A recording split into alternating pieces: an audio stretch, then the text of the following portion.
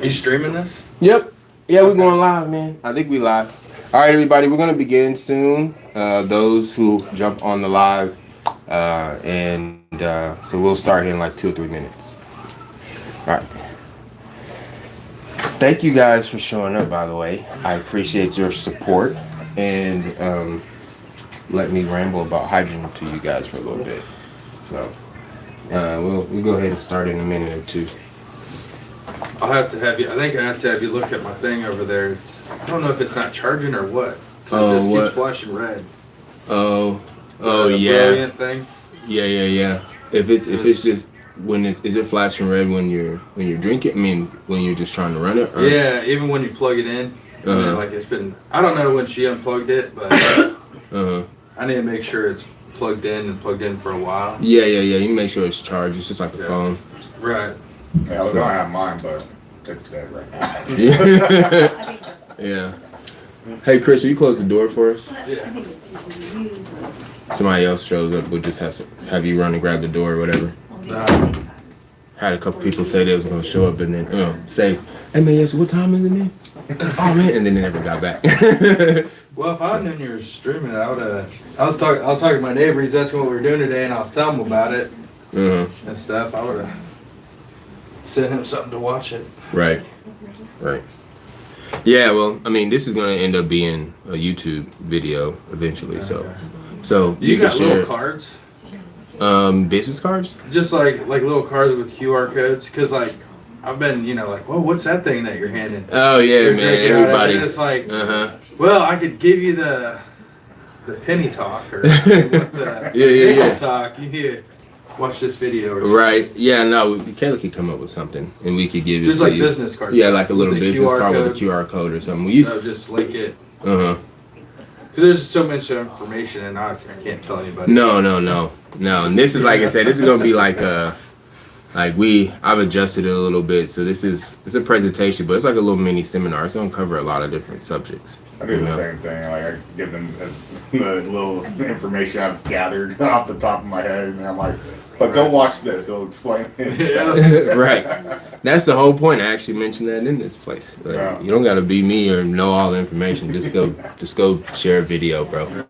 It's far easier. Just like here you go watch and learn. Because, I mean, yeah, if you're walking around drinking that water out of that thing, it people notice. Bro, what you drinking, bro? Straight up. All right. Baby, what time is it? 9:08. Okay.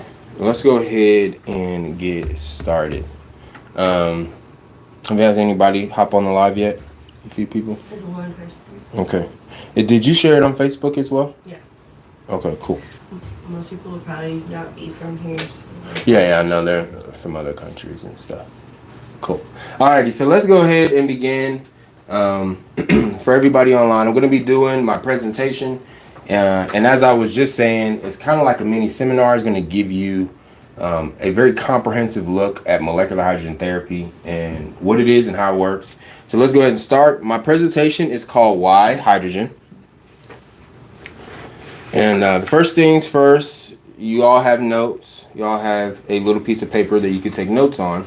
And I have one up here for you. What I would like for you to do is you can take notes on this document, but there's a place for you to make tally marks. So every time you hear me mention a health issue or a disease that you either struggle with or you know someone that struggles with, go ahead and make a tally mark. And then at the end of our presentation, you will add up your tally marks and then hand them in to me. And that will aid to the presentation.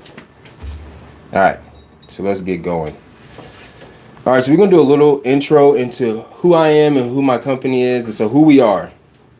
So my name is Tyrone Hubbard. I'm a man of faith and integrity. That's how I live, and that's how I roll. I'm the husband of Kayla Hubbard and the father of 3 boys, Ty Raiden and Jalen. I am the owner and CEO of HU Hub LLC, and I'm an independent, internationally known educator on molecular hydrogen. So I get to teach people all around the world about this little cool molecule. I'm the owner and creator of H2 Minutes, which is a YouTube channel. It is the largest, most popular YouTube channel for research-based education on molecular hydrogen. And my previous career was that of being a professional football player.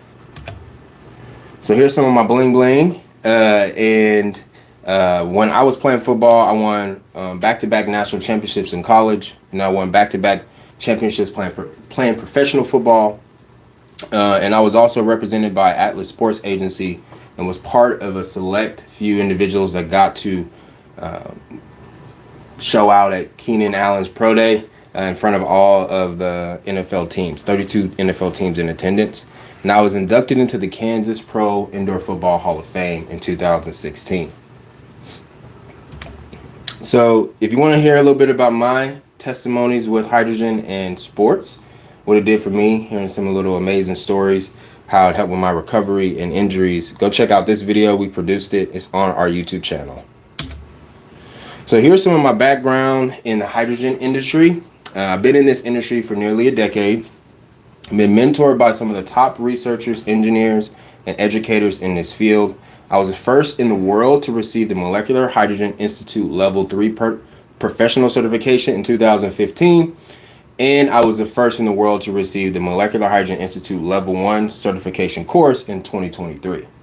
I run the most popular and largest YouTube channel for research-based education on hydrogen, and it is the largest, most comprehensive online series for hydrogen therapy worldwide. Nobody comes close to us. I've also had articles featured on one of the most popular nonprofit cancer websites in the world for molecular hydrogen. I've been quoted in successful magazines, and my favorite, probably my thing that brings me a lot of joy, is that my work, my publicized calculations for hydrogen water, has actually been featured in scientific literature. So researchers are taking note of my work. So it's pretty cool. Lastly, I own and operate the only company in the entire industry that teaches on the scientific literature of hydrogen gas, as well as offers third-party recommendations based on offers H2 product recommendations based on third-party testing. Okay, so the people in my company is me and my wife. We run H2 Hub and H2 Minutes. My role is the CEO and owner. I handle all the technical aspects of H2 Hub. I perform performance evaluations, testing for all of our recommended products. I address all public inquiries from medical doctors to the average consumer to the newcomer who doesn't know nothing about H2. And I'm the researcher, the public speaker, and the face of H2 Hub and H2 Minutes. Now, my wife, she's also a co-owner in our company, and she is the creative director of H2 Hub and H2 Minutes. Her creative ideas are the inspiration behind H2 Hub and H2 Minutes. She writes scripts, produces, edits all of H2 Hub and H2 Minutes videos, creates effective marketing material, and works closely with me on everything. She's the behind-the-scene engine that allows H2 Hub and H2 Minutes to run. All right, so real quick, this is our mission statement, our vision statement, and our core values. This is what we stand for. So our mission statement, H2 Hub's mission is to improve people's lives by communicating, educating, and facilitating the use of hydrogen. Our vision statement, to be the most trusted company to guide people to realize and experience the amazing health benefits of hydrogen gas. And our core values is honesty and integrity. We won't compromise on those. To be simple and accurate. To be a benefit or a blessing to the entire industry. To earn and maintain trust. To be loyal to truth.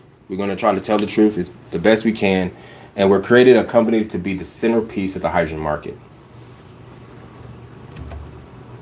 Okay, so our basic services is education and explanations, consulting, third-party testing, product recommendation, and open communication. I think the thing that really sets us apart is the open communication. Not everybody can speak to a expert on molecular hydrogen. I don't like to call myself an expert, but I have learned a lot about this subject, and it's put me into that category. So not everybody just call up any company and say, hey, let me talk to the head guy who can teach me anything and everything about a subject. That's what makes our company more different from others, is that we're actually more accessible.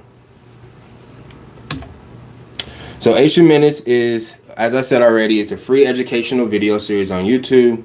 Our videos cover molecular hydrogen and its related sciences. We focus and strive to be accurate, but simple. And it's evidence-based and neutral, and we will talk more about that later. All right, so let's get into the good stuff. What is hydrogen? So hydrogen is an element. Wait a minute. What's that? Okay. So hydrogen is an element. It's number 1 on the periodic table. And it's the most abundant element in the universe. And it's the smallest and lightest element in the universe. It makes up 75% of the universe by mass and 90% of the universe by number of atoms. It makes up 10% of the human body by mass or by weight and 62% of the human body by number of atoms. And it exists in 4 forms. This is not including its isotopes like protium, deuterium, and tritium. Okay, so here's the 4 forms of hydrogen. So the first one is a hydrogen cation, but another name for it is just a proton. That's how we know it. I mean, you learn this in high school chemistry, protons, electrons, neutrons, right? So hydrogen cation is simply a proton and is positively charged. Hydrogen atom is 1 proton and 1 electron, and it's neutral in its charge. And then the star of the show, molecular hydrogen, the one we're going to be focusing on for the whole presentation, is 2 protons and 2 electrons. And then we have a hydrogen anion, which is 1 proton and 2 electrons. And hydrogen anion is more rare. It's truly only found in complex compounds, and so you don't really hear about it too often. So why would I go through this work to teach you the different forms of hydrogen? Well, because most of us don't even know there is different forms or species of hydrogen, and so there's a lot of confusion.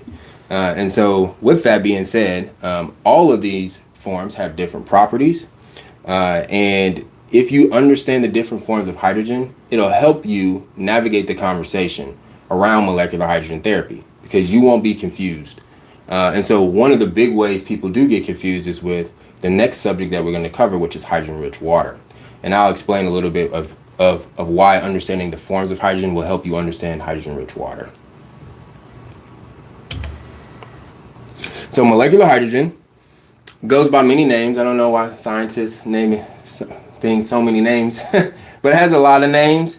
It can be referred to as H2, hydrogen gas, diatomic hydrogen, the hydrogen molecule, dihydrogen. I mean, there's a lot of different names for it. But its properties that it's neutral in its charge, it's colorless, odorless, and tasteless, and non-toxic, and it's flammable between a concentration of 4 to 75% in the presence of oxygen, except for when it's dissolved into water. And it is, hold on, why is my bottom, y'all missing my bottom? You just have that bottom thing on. Yeah, how do I get it off real quick? Leave. Is it expanded out all the way? There we go. All right. And it's recognized as a novel medical gas. Okay, so we actually produced a video called What is Hydrogen, where I go through this information and break down everything about hydrogen, its different forms and how it can benefit our bodies. You should definitely check that video out. This is a new video we produced. My wife did an amazing job on editing it. Okay, so how small is hydrogen? This is one of my favorite things to talk about because every time I talk about it, it blows my mind, so I hope it blows y'all's mind.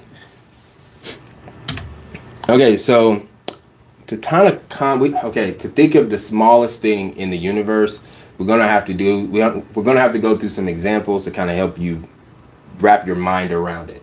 Okay, so as I said, hydrogen gas is the smallest and lightest gas in the universe, and it's 50 picometers wide. And a picometer is a trillionth of a meter. So you might not even ever heard of the term picometer until today. But that's literally a unit for us to measure the size of something. And it's really, really, really small. So I got some audience participation. All right, grab a strand of hair. Everybody grab a strand of hair. If you're in here, grab a strand of hair. Get one off your beard if you need to, boys. Snap one off.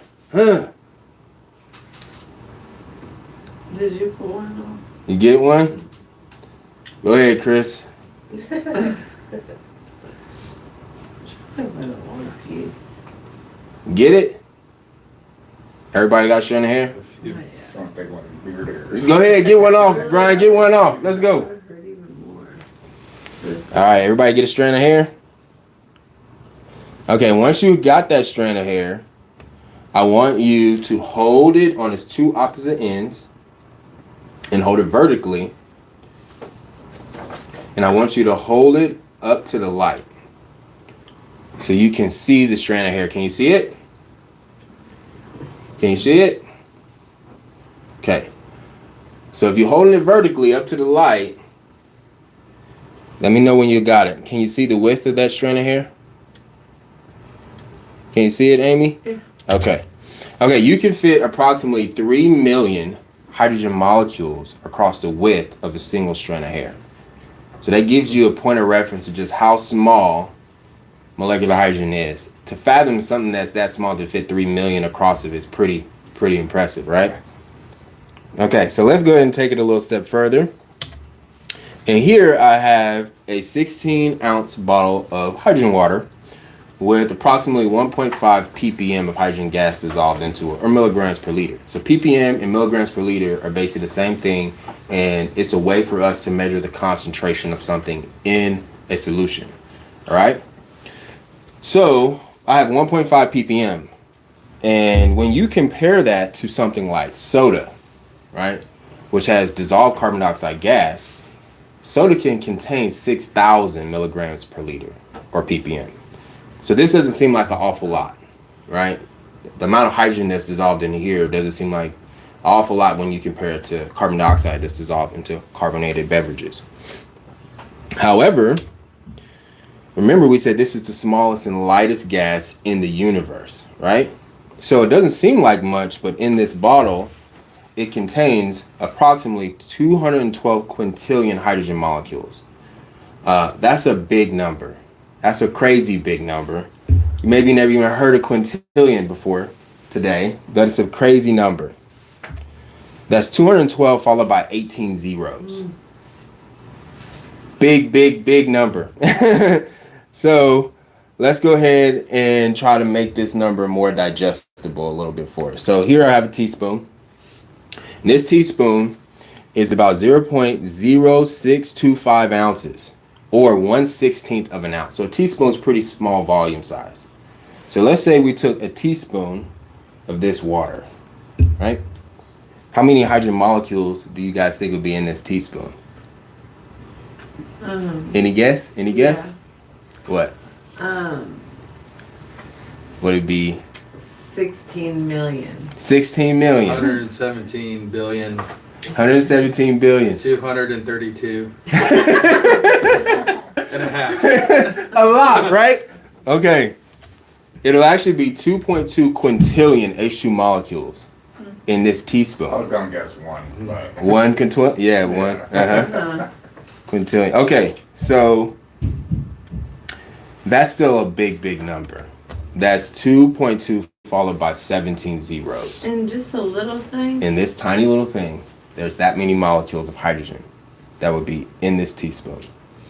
So to help you wrap your mind around just how big 2.2 quintillion is, let's do an example. So let's say we turn every single last one of those molecules into pennies, right?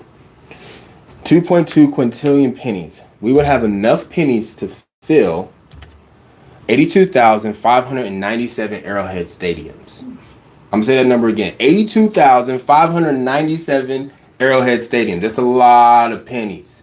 It's a crazy amount of pennies. In fact, it's enough pennies to cover the entire state of Kansas if you had layers of pennies, each penny touching another penny. Layers, 3,076 layers of pennies, up to 15.3 feet tall. It's almost like 5 meters for those who are watching overseas. All right? That's a lot of pennies. In fact, it can cover the entire United States 63 times, almost up to 4 inches tall. That's every square foot of the United States. Okay. It's crazy amounts, right? In fact, it's enough pennies to cover the entire surface of the earth. So you have that many H2 molecules in this little teaspoon. It's amazing, right? That's something that you can have that much of something and it can fit in that something that small. I'm confused. You confuse So, how'd you measure that? calculations. So you have to take the volume of a penny. What type of hydrogen's in that though? Did you say? Molecular hydrogen gas. Like how? Like ppm? 1.5 ppm. So this is not even a high concentration. You're getting my numbers. 1.5 milligrams per So liter that's like ppm. the lowest of like that's the It's not the low. It's about average. average. So it's not even a high You can concentration. have more than that. You can have more. You could cover like 5 or 6 Earths. So yeah. So it's a lot of pennies. Okay. So why is this all important? Well, number one, because like I said, hydrogen is the smallest and lightest gas in the universe. That means because its molar mass is so small and its size is so small, so I should say its weight is so small and its size is so small, you can have a large amount of it, but it doesn't have to be represented by a big number. And this is really important because it means that there's no place in your body that is off limits for hydrogen. Bioavailability in your body, meaning molecules that can get into your body, is based on 2 things: the charge of the molecule and the size of the molecule. Well, hydrogen is neutral in its charge, and it's the smallest thing ever. So that means it's the most bioavailable molecule that exists. There is no barriers in your body that's off limits. So you have the blood-brain barrier, which protects your brain. You have like the placenta barrier that protects the baby. You have your skin barrier, which keeps germs and stuff outside of you and not getting inside of you, right? Doesn't matter. Hydrogen can cross all barriers: blood-brain barrier, placenta barrier, intestinal barrier, skin barrier, your testes barrier, men, the testes, that barrier. To keep those healthy, we want to keep those healthy. Yes, any barrier it can cross, and this is good because it can go where other antioxidants and vitamins cannot. Even into the subcellular compartments of our cells, like the nuclei, which is kind of like the brain of our cells, and the mitochondria, which is kind of like the engine of our cells. So it can get into those parts. So here's an article: Molecular hydrogen, a preventative and therapeutic medical gas for various diseases. It says this: H2 has unique advantages in clinical applications. It effectively penetrates biomembranes to reach cell nuclei and mitochondria and can easily, I'm going to say that again, easily penetrate the blood-brain barrier by gaseous diffusion, while most antioxidant compounds cannot. So it can get to the places and help your brain where other things can't. All right, so we actually produced a video on this called "How Small is H2?" We actually have more examples on there, like how many times it can, like my example, how many times it can fill the Grand Canyon, which is insane. But anyway, you should check that video out. It gives you more information about this unique property of hydrogen and why it's so beneficial for us. So what is hydrogen water? Okay, so this is what I was saying earlier about you understanding the different forms of hydrogen or species of hydrogen.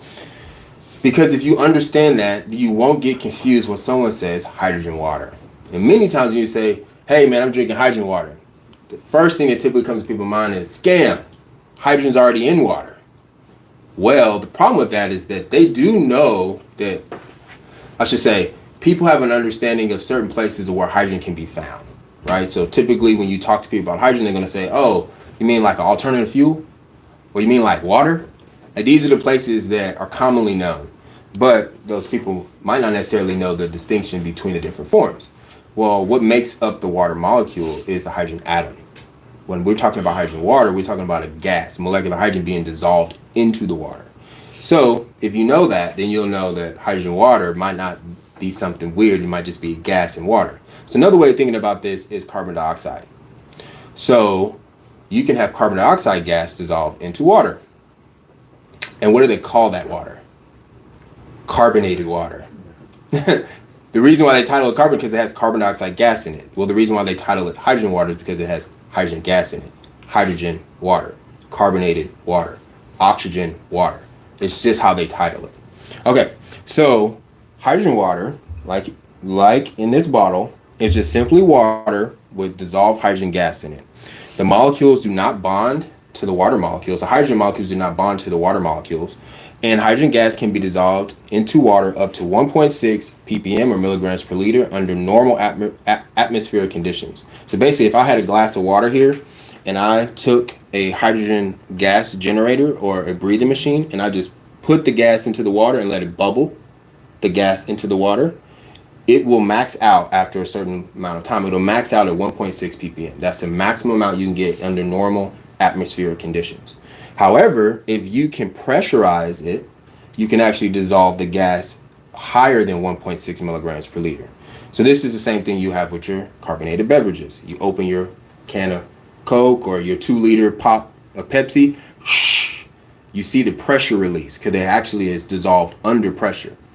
So this concept of hydrogen water is very similar to carbonated beverages, but the water acts as a vehicle to get hydrogen gas into your body. And hydrogen gas does not affect the pH or anything of any solution. It actually can be dissolved into any beverage. Orange juice, grape juice, cranberry juice, wine, for all our wine drinkers. It'll help prevent that hangover. It helps prevent any hangover. And it doesn't affect the pH of these solutions. So would you say there's two forms of hydrogen then in that bottle of water? The atom and then the gas? Right, correct. The atom makes up the water molecule, and the gas is just simply dissolved. It's separate from it. So it's just like this. Yeah, so there's two forms of it. Mm-hmm. Just like oxygen. There's oxygen gas dissolved into that water, but there's also an oxygen atom making up the water molecule. So you see right here, we got the Mickey Mouse. On here you see the water molecules look like Mickey Mouse, right? You have two hydrogen atoms and one oxygen atom that makes the water molecules. Well, hydrogen gas is the green molecule, and they're dissolved into the cavities between the water molecules. So you see hydrogen fits right into these little cavities. So this is how hydrogen water will look on the microscopic scale. Okay, so research suggests that 0.5 to 1.6 ppm or milligrams per liter or more is the therapeutic concentration of hydrogen gas in water. And then 1.3 milligrams of H2 per day is the suggested dose that is seen throughout the scientific literature to produce therapeutic effects in humans. So the concentration and milligrams. You all right over there? You need some hydrogen?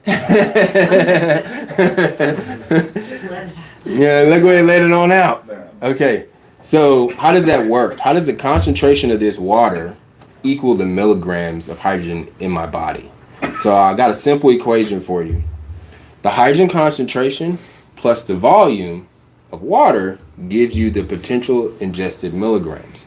So, for instance, let's say this is 1.6 ppm. And let's say I drank 2 of these. This is 500 milliliters. It'll be 1 liter, right? At 1.6 ppm. If I consume that whole 1 liter of hydrogen-rich water, I would have ingested 1.6 milligrams of hydrogen. So 1.6 times 1 liter, gives you 1.6 milligrams of H2. So that's how the math works out. Okay, so valid ways to verify an H2 water product. So anybody that's out there, the market is crazy. It's a wild, wild west out there. People are buying hydrogen products every which way, but they don't really know how to verify if a hydrogen water product is actually going to give you the therapeutic levels I just talked about, which is seen in the scientific literature. So here is H2 Hub's three ways to confirm a hydrogen water product. The first thing you need to do is confirm if the products have been certified to IHSA standards. So IHSA is the International Hydrogen Standards Association, and it is an association with a board of high-level scientists, renowned scientists, that look at the scientific literature and basically produce standards from the scientific literature of what is the minimum amount of hydrogen that is needed to produce a therapeutic effect in humans or to benefit humans. If a product is certified to their standards, then you know they can at least provide you the minimum amount, 0.5 milligrams per liter or ppm. The next way is to see if the product actually been tested by H2 Analytics. So H2 Analytics is a US-based hydrogen laboratory. They use gas chromatography, which is a special instrument to measure hydrogen gas and water. It's like the gold standard. You can't get any better than this for measuring hydrogen gas and water. If a product's been tested by H2 Analytics and has a laboratory report from them, then you know that you can feel really confident that that product is going to make that level of hydrogen and you get therapeutic effect from it. Lastly, you can confirm with me. I test products all the time here, and we actually have our own performance standards that correspond or relate to ISSA standards. And they're also based on the scientific research. And so if it's on our approval list, then you know the product's going to provide therapeutic levels of hydrogen. Okay, so H2 Blue. Will you get that set up for me, Kay? Yeah. So H2 Blue is a reagent. I have some right here. This reagent is really, really important because it allows you to be able to test the dissolved hydrogen concentration within water, or even know if there is any dissolved hydrogen gas in water. So as I said before, part of hydrogen's properties is part of hydrogen. What up, Steph? You can't sneak past me. Part of hydrogen's properties is that hydrogen is a tasteless, odorless, and colorless gas. So you wouldn't know if you were drinking hydrogen water or ordinary water at all. Because like I said, it's a tasteless, odorless gas. And so the concentration of your water should be tested, if possible, all the time. You should make sure you test the water. And it can be easily done with H2 Blue at home and allows you to accurately measure hydrogen gas within water. So I'm going to do a little example for you guys, So here I have hydrogen water and I have tap water. Which one's hydrogen water? Bubbly one. The bubbly one. Which one has bubbles in it? Okay. So how H2 Blue works, if there's no dissolved hydrogen gas within the water will remain blue. Right? So tap water should remain blue. RO water, spring water, because it has no dissolved hydrogen gas. But hydrogen water, the H2 Blue will react with the hydrogen and the blue color will turn clear. All right, so let's see which one we have here. So we go this first one. We'll put a drop in there. Drop in there. And let's see which one's tap water. Whoop, which one's hydrogen water. Well, we know which one has dissolved hydrogen gas in it, right? So this is the hydrogen water, and this is the tap water, but you did not know which one was which without being able to test it, right? And so this is why it's really important, because people can say, hey, buy our hydrogen water. How do you know you're actually getting hydrogen water? You know, how do you know it's not just bottled water that they're scamming you with? So it's really important. Did you buy a hydrogen water? I have all kind of hydrogen water. I'm just saying. No, do they sell them at the stores? Yeah, sometimes. And doesn't it just leach out? Yeah. So for example, because hydrogen's so small, it can bleed through this plastic. Mm-hmm. So tomorrow, if I were to just leave this bottle here, a vast amount of the hydrogen will already have penetrated through the plastic and came out the bottle. That's why you should never buy bottled hydrogen water that has it in a plastic bottle at the store. There's no hydrogen in it. It's already getting out. Show them the can back there. Oh, yes. Yeah, you should buy hydrogen beverages like these that are in cans and that are dissolved kind of with a little bit under pressure sometimes. But you did that with the... Oh, yeah. Yeah. And it turned clear. Oh, yeah. Yeah, so we test different... Can I have one? Different what? Have one or what? We test different hydrogen water bottles and hydrogen water beverages, cans, those type of things. And in fact, I measured one that these companies sent to us, and they were claiming that it had 2 ppm. So it was above 1.6. They were claiming it had 2.3 ppm of hydrogen gas dissolved into it. But when we got it, I looked at the packaging, and they had a plastic tip at the top of their packaging. I was like, oh man, all the hydrogen's going to be gone. It's going to go through the plastic. It's going to go through the plastic tip. And sure enough, when I measured it, it measured 0.1. Dang. So 2 ppm is where their packaging it is at, and they're probably likely packaging at that concentration. And they're putting it on shelves and giving it to people. But when we got it and we measured it, it was 0.1. Almost all the hydrogen was gone. So people are drinking it, we're getting hydrogen water, but they're actually not getting hydrogen water. See? So it's really important. Is that blue? H2 blue? Yeah, is that stuff edible? Oh, methylene blue? No. Okay, No. so don't test it and drink it. No. Okay. Don't test it and drink it. It's only for testing. It stains everything. Yes, and it stains everything. Okay. So I actually have videos where we show how to use H2 blue because there is a little bit of a learning curve to use it if you want to accurately measure dissolved hydrogen gas within your water. So we produced 2 videos, and you should check them out if you're really interested in getting some H2 blue and knowing how to use it. So alkaline water. How many of y'all heard of alkaline water? No alkaline water. Huh? No? Mm-hmm. Yes? Yeah. It's really popular, I like right? You can go to the Essentia. store. Yeah, man, you can go to the store and you can get some alkaline water, right? It's good. So why would I be talking about alkaline water if we're talking about hydrogen water? It's an interesting question, right? Alkaline water is a big deal. So much of a big deal that my boy Patrick my homie, is the face of Essentia 9.5, which is a alkaline water bottle company, right? So let's go ahead and talk about a little story real quick so we can see why alkaline water is so popular here in America. Okay, so the alkaline water story, hydrogen water story, or a bit of both. Okay, so alkaline water began to gain popularity in the United States in the late 90s and early 2000s. This was due to the surge in alkaline water ionizer purchases. And an alkaline water ionizer converts your ordinary tap water into alkaline ionized water. So these are machines that you can hook right up to your tap, and these machines will run the process of electrolysis on your tap water. They'll filter it, then run the process of electrolysis on your tap water and make your water alkaline. And so these things were really popular, and still popular in the marketplace, but they were booming in the early 2000s. So alkaline water ionizers gave people health effects, but no one knew why. So people bought these machines, and they had all kind of health effects drinking this water. You know, improved digestion, less like lowering their blood sugar. There was all kind of different anecdotal testimonies about this water. People are getting benefits.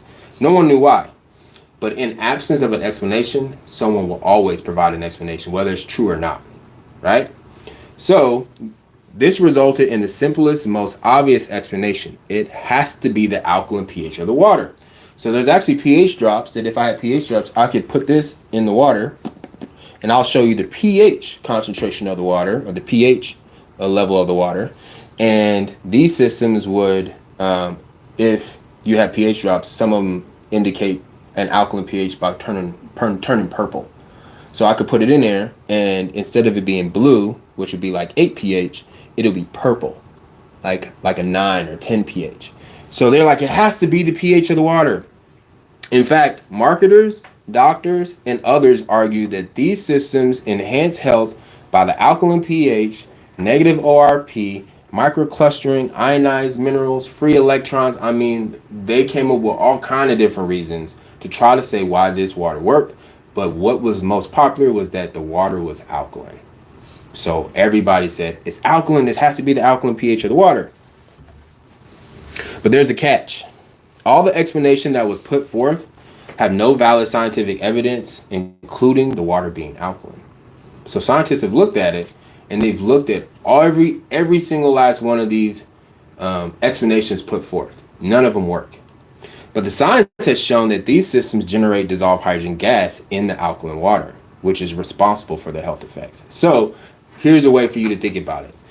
In high school, or even you can do this example with your kids. Many times they do this example with your kids to show how water electrolysis works with your kids. So you'll get a 9-volt battery, and you take 2 paper clips. You put one paper clip on the negative terminal, right, on the negative side, and you put one paper clip on the positive terminal.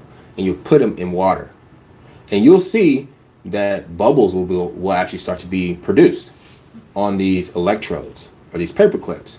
And on one end, hydrogen gas is going to be produced on the negative side, and on the other end, oxygen gas is going to be produced on the positive side, right? So water electrolysis decomposes water into its natural elements, hydrogen and oxygen, and as a byproduct, the byproduct of that, the byproduct of producing hydrogen gas is the water turning alkaline. So the key feature of these systems is that they produce hydrogen gas. The byproduct is that they actually make the water alkaline.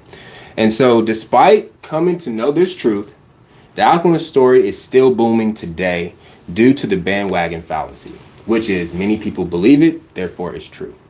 If everyone says it's true, therefore it must be true, which is a fallacy, right? And so let's go ahead and look at a little bit of science.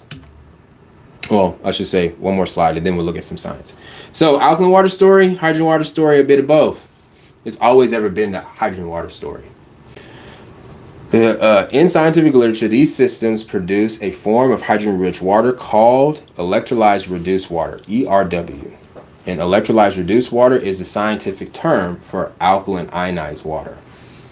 And science has definitively demonstrated that hydrogen is the sole reason as to why this water has any health effects. Despite that, many bottled water companies have taken the initiative to bring out alkaline water beverages and put them on shelves, and because a lot of people are interested in alkaline, and so there's a $1 billion industry with it, but the reality is there's no actual health effects to it. So let's look at this. It says systematic review of the association between dietary acid load, alkaline water, and cancer. Despite the promotion of the alkaline diet and alkaline water by the media and salespeople, there is almost no actual research to either support or disprove these ideas. This systematic review of the literature revealed a lack of evidence for or against diet acid load and or alkaline water for the initiation or treatment of cancer. Promotion of alkaline diet and alkaline water to the public for cancer prevention or treatment is not justified. Right? And I could have gave you about 10 more of these articles, but I'll just leave it with this one. Okay, so now let's show you the science of showing that hydrogen is actually the therapeutic agent of this water. Electrolyzed reduced water, review 1, molecular hydrogen is the exclusive agent responsible for the therapeutic effects. Okay, numerous benefits have been attributed, this is what the quote says, numerous benefits have been attributed to alkaline electrolyzed reduced water. Sometimes these claims are associated with easily debunked concepts. The observed benefits have been conjectured to be due to its intrinsic properties of, to the intrinsic properties of electrolyzed reduced water, negative ORP, alkaline pH, hydrogen gas, as well as enigmatic characteristics. Examples: altered water structure, microclustering, free electrons, active hydrogen, mineral hydrides. The associated pseudoscientific marketing has contributed to the reluctance of the mainstream science to accept ERW as having biological effects. Finally, through many in vitro and in vivo studies, each one of these propositions were examined and refuted one by one until it was conclusively demonstrated that H2 was the exclusive agent responsible for both the negative ORP and the observable therapeutic effects of ERW. So why does alkaline water machines that you can buy at home give you any health effects? Because of hydrogen, not because of it, not because it's alkaline. All right, so we actually had a video series on this where we go through and we break down the truth about ionized water, the problems with water ionizers, the whole gamut. We actually talk about our story with ionizers, because that's how we got into this industry, was through a water ionizer company. And sure enough, that's what we were told too, that it was the alkaline pH that was the reason why it gave any benefits. And we found out that it was a hydrogen gas. We also like to clear up confusion. These are misconception videos, so we go through and break down different misconceptions, bad ideas, or things that people believe about this type of water, or about different aspects that they claim, whether it's the pH or it's microclustering, ORP, these type of things. Okay, so I got two really famous men on the screen. Right, so we got Patrick Mahomes and Tom Brady. I want you to take a look at what Tom Brady is selling on his supplement company. Molecular hydrogen tablets. So what has Tom Brady figured out that Patrick Mahomes hasn't yet? And so Pat Holmes, if this video ever makes it to you, holla at your boy. I'll get you right. Because I'll get you some water that will give you health effects and will help you on the field. And this is what Tom Brady has actually figured out as well. So is there any evidence for hydrogen? Let's see. So molecular hydrogen therapy is heavily supported by the scientific data. There are more than 2,000 scientific studies and publications worldwide with therapeutic potential or effects in more than 170 disease models. There are actually right now more than 150 preclinical and clinical human trials with it, with many more underway. And then there are more than 1,600 researchers worldwide working on this. And it's had exponential growth since 2007 with the groundbreaking Nature Medicine article. So if you don't know what Nature Medicine is the most prestigious medical journal in the world. To get into Nature Medicine is a huge, big deal. It's a lot of scrutiny that's required to be published in Nature Medicine. Well, hydrogen was. And this article was published in 2007. And it's titled, Hydrogen Acts as a Therapeutic Antioxidant by Selectively Reducing Cytotoxic Oxygen Radicals. So cytotoxic just means cell damaging. It hurts our cells. So the quote says, H2 selectively reduced the hydroxyl radical, the most cytotoxic of reactive oxygen species, ROS, and effectively protected cells. However, H2 did not react with ROS or other ROS, which possesses physiological roles. So basically it reduced the bad guys, but the harmful molecules that actually can benefit us, or the oxygen molecules that can benefit us, it did not reduce those. It did not touch those, which is really good. So common ways you can get hydrogen gas. So this article says convenient methods of ingestion, molecular hydrogen, drinking, injection, and inhalation. So in the scientific research, these are probably the most popular ways of them studying it right now is hydrogen-rich water, hydrogen inhalation, hydrogen-rich saline, or any I can't say it, IV drip, and then hydrogen bath. Okay, so H2 inhalation has been approved by the Japanese Ministry of Health and Labor and Welfare, which is equivalent to our FDA, as a certified advanced medicine and medical treatment for post-cardiac arrest syndrome, and is being implemented in hospitals to perform a huge clinical trial involving more than 15 hospitals. This level of research is actually starting to take place here in the United States as well. So actually NASA has been looking at molecular hydrogen for benefiting the astronauts. Different universities such as Ohio State, Duke, University of Washington, Loma Linda University, etc. In fact, even Harvard, there's a research group at Harvard that was funded by the American Heart Foundation to conduct a cardiological study using hydrogen inhalation and filed hydrogen gas as a new investigative drug with the FDA. So I'm just saying this is coming. I want you guys to know it's coming, and we're just kind of ahead of the curve. Okay, so here's some quotes to kind of show you the significance of what the research is finding. Molecular hydrogen, a therapeutic antioxidant and beyond. Overall, the impact of molecular hydrogen in medicine is extraordinary. The non-toxic and rapid intercellular diffusion features of this biological gas ensures the feasibility and readiness for its clinical translation. This one is titled, Can Conventional Drugs Act as a Rifle Gun while hydrogen as a Machine Gun? So the quote says, most of the drugs used in modern medical treatments are symptomatic treatments and are far from being a cure for diseases. The adverse effects are unavoidable in the drugs in modern medical treatments. Molecular hydrogen has a remarkable therapeutic effect on various diseases, and many clinical studies have reported that H2 has no adverse effects.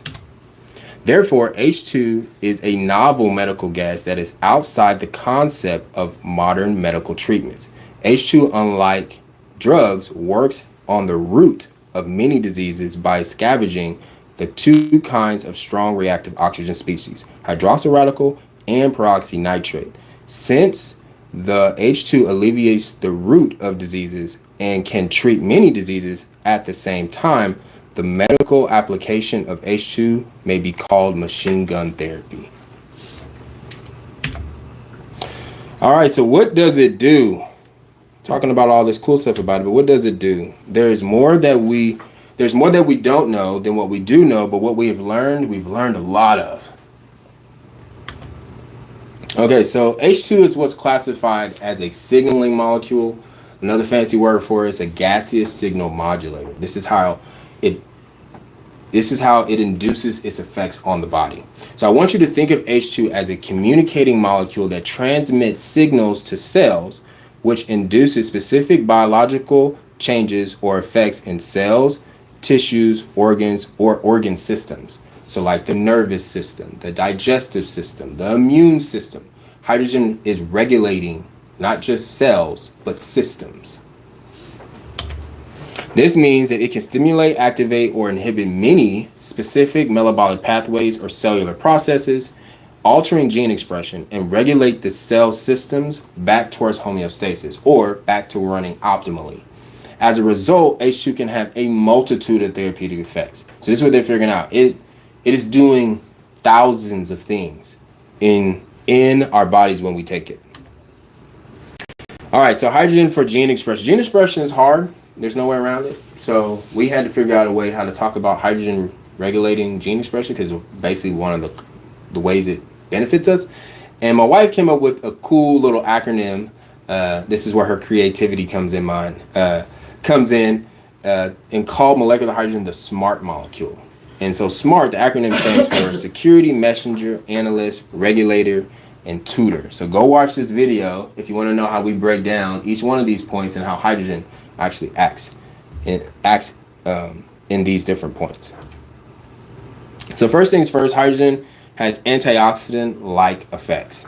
So just like that article I read earlier, hydrogen is selective. It only reduces harmful free radicals such as the hydroxyl radical or peroxynitrate. Two bad guys in our bodies that give us no benefits. It only takes those guys out. Also, it activates something called the NRF2 pathway, which is like our master regulator of our antioxidant system. So by activating this, it regulates, this NRF2 pathway regulates the expression of more than 200 cytoprotective genes.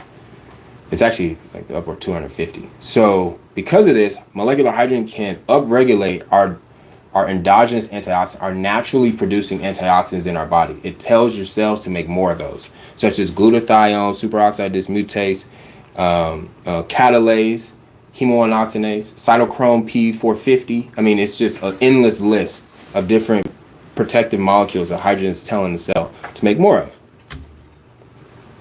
And then you need to think of molecular hydrogen not as a conventional antioxidant. So it does not neutralize free radicals by donating its electrons. So a way of thinking about an antioxidant is a atom or a molecule, or even like a group of atoms, which I guess is a molecule. So an atom or a molecule that can donate or give off an electron without becoming overly reactive itself, right?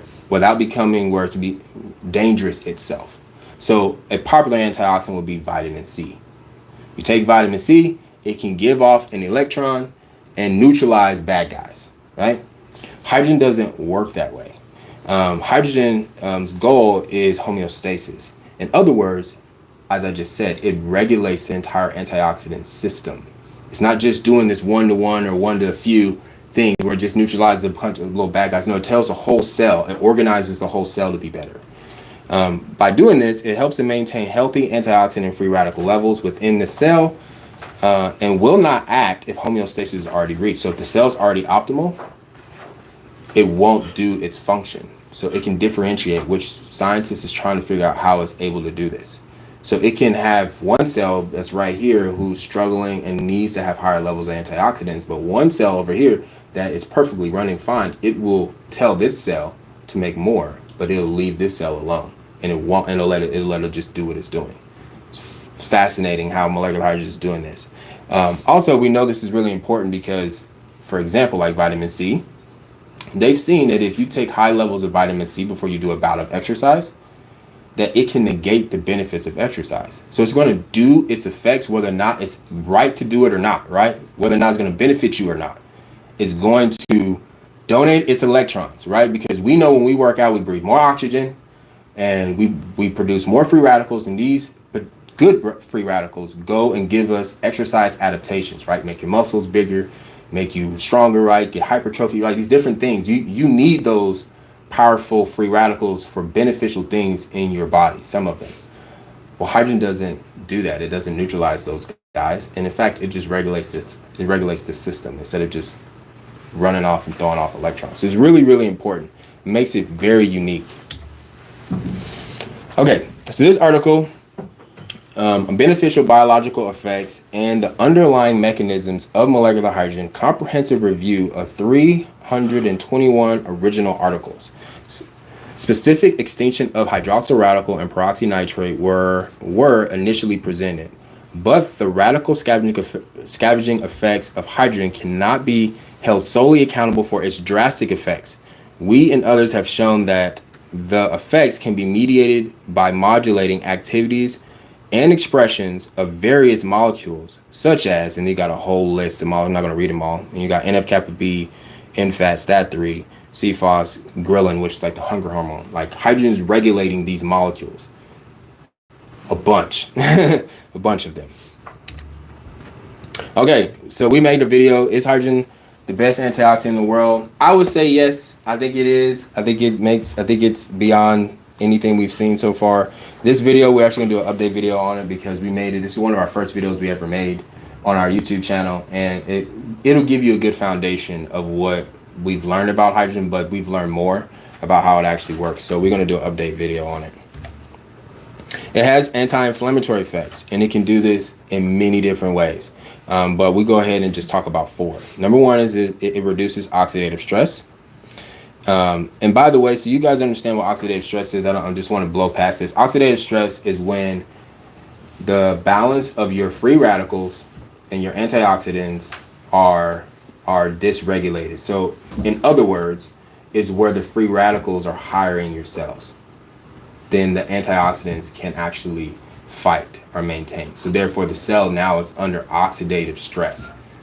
It's being damaged by all these molecules just snatching electrons from everything, from the cell wall, from other molecules. It's just eating itself with these free radicals. So it's oxidative stress. Hydrogen reduces that. Hydrogen reduces oxidative stress. It can downregulate pro-inflammatory cytokines. These are like communicating proteins. So your cells will produce these communicating proteins that can cause an inflammatory response. So your white blood cells and things will respond to these proteins, and they'll come and start killing, right? Inflammatory response. Hydrogen can downregulate these molecules such as interleukin 6, interleukin 1 alpha, tumor necrosis factor alpha. It can upregulate anti-inflammatory cytokines. These are molecules that will reduce inflammation in your body, such as interleukin 22 and interleukin 10. And it can prevent or prohibit the elevation of excessive inflammation in the first place. And they've seen it can do this by actually influencing the immune cells themselves through like the regulation of chemokines and different things like that. It's actually regulating the immune system. All right, so we actually have another video, H2 versus inflammation. And you should check that one out if you want to learn more about how hydrogen do that. Hydrogen has anti-allergy effects. It can do this by preventing, protecting, or reducing the effects of allergic reactions. And this is with 2 types, type 1 and type 2. So type 1 allergic reactions is like hay fever, seasonal allergies, food allergies, asthma. This is where I first saw hydrogen's effects for me, is with my seasonal allergies. It's phenomenal. It reduced my seasonal allergies by 85%. It was like, no, it was crazy. Seeing how hydrogen has been benefiting me that way. And then type 2 allergic reaction, this is antibody driven. So basically it'd be like autoimmune diseases. So such as lupus or rheumatoid arthritis. Like hydrogen can benefit these types of allergic reactions. All right, so H2 versus allergies. My wife did a cool job with the little pollens on this one too. Me getting attacked throughout the video. But you should check that one out, and I'll teach you some more about how hydrogen can benefit for allergic reaction or allergies. Anticellular death. So hydrogen helps cells live and not die. So it does this through reducing oxidative stress. And oxidative stress is going to be a big theme throughout the whole video because it's tied to virtually every disease. So if you can reduce oxidative stress, you can almost help with any disease. And so it does this by reducing oxidative stress. It inhibits the activation of apoptotic enzymes and signaling pathways. So apoptotic means like cell death enzymes. These proteins cause the cell to die. It will send the cell into cellular death, basically. And so such as caspase 1, caspase 3, and BAX, but it can also upregulate anti-apoptotic enzymes such as BCL2 and BCL extra large. These are proteins that enable the cell to live longer, not die. Hydrogen also does this by protecting the mitochondria, which is a key mediator of cell death. If you can kill the engine of a cell, then guess what? The cell dies. Same thing with a car. There's no driving the car. There's no driving the car if there's no engine. There's no cells living if there's no mitochondria. There's no energy, right, for the cell to live. Powerhouse. The powerhouse. It has anti-aging effects. It does this by reducing and preventing oxidative stress. It inhibits mitochondrial DNA damage. It suppresses mitochondrial oxidative stress, and it inhibits cellular senescence. So, what if you think of cellular senescence really quickly would be the cell losing its ability to replicate, right? So to reproduce itself. All of which have been hypothesized and linked to aging of the human body and cells. So how is hydrogen doing this? It seems to be doing this in many different ways. Here are just a couple. One, through regulating that NRF2 pathway. It has anti-aging effects. It can upregulate or influence the levels of NAD+, which is a molecule within our cells that they figured out has a ton of different benefits and has anti-aging properties. It also sirtuins like SIRT1, SIRT3, well actually it's all of them, and then telomerase and telomeres. So I'll explain this one a little bit because I think it's important. Telomeres are the end caps of our DNA. You know how our DNA is wound up and bound up, right? And on the end are end caps called telomeres. These telomeres, if they're long, that means the cell's healthy. If these telomeres shrink, that means the cell's closer to dying. Telomerase ensures these telomeres stay long, these end caps of our DNA, because it protects our DNA, keeps them bound up the way they're supposed to be. Well, they saw that hydrogen is able to increase telomerase by 145% in a cell. Right? Its anti-aging effects, it's crazy. So, and it can increase the length of telomeres in cells. But the crazy thing is that they've seen that it can decrease the telomeres in cancer cells. So it's increasing the telomeres in healthy cells, but cancer cells, it kills them by decreasing it. It's pretty remarkable. Okay, so H2 has anti-aging effects. This video, we go through a lot of these different things about how hydrogen benefits our cells with anti-aging effects. You should check it out. We really go through the science. You have to really put your science hat on that one. I wonder you look so young on that. Yeah, man, you can look beautiful like me, you know what I'm saying? With that anti-aging effects, Yeah, look like your boy. Okay, so this article says, a new approach for the prevention and treatment of cardiovascular disorders. Molecular hydrogen significantly reduces the effects of oxidative stress. Molecular hydrogen regulates signaling pathways and gene expressions via modulating the expression and activity of various biomolecules, as well as several microRNAs, which may account for the therapeutic effects of anti-reperfusion injury, anti-radiation injury, anti-inflammation, anti-apoptosis, anti-metabolic disorders, anti-allergy, anti-dementia, as well as anti-aging. It's a lot of antis. All right. Paradigm shift. If you're going to look at hydrogen therapy or even think about investing in hydrogen therapy, you're going to have to have a paradigm shift, because even if you don't jive with conventional medicine, because of the place we live in America, we've all been affected by it. Our brains and how we think has been affected by it. And so it's going to make it might be challenging to do hydrogen therapy because we've all been affected by this. So hydrogen therapy differs from conventional medicine. Okay, so conventional medicine, more or less, with its pros and its cons, and there's all those things are debatable, but it's more or less an acute medicine. meaning that you will get effects pretty quickly. It's more of results now approach. So for instance, you can take your aspirin, right? If you get a headache or Tylenol, whatever, right? You're going to take that. It's going to give you some particular dose. And in 30 to 60 minutes, you can expect an effect on your body, or basically you can expect some kind of results, right? You actually don't actually feel the Tylenol acting. You actually feel your body responding. That's what we feel when we take medications. However, it's likely to have adverse side effects. This is what we've seen with conventional medicine. Conventional medicine is pharmaceutical focused, it's symptom management, it's chronic disease management, it's efficient at emergency response. So if any of us have a heart attack in here, we should call 911. You know what I'm saying? Like, it's good at that, right? But it has a low focus on lifestyle factors, the things that lead to diseases. Don't really hear much about that. They just give you a pill most times, right? They don't tell you that you need to change some things in your lifestyle.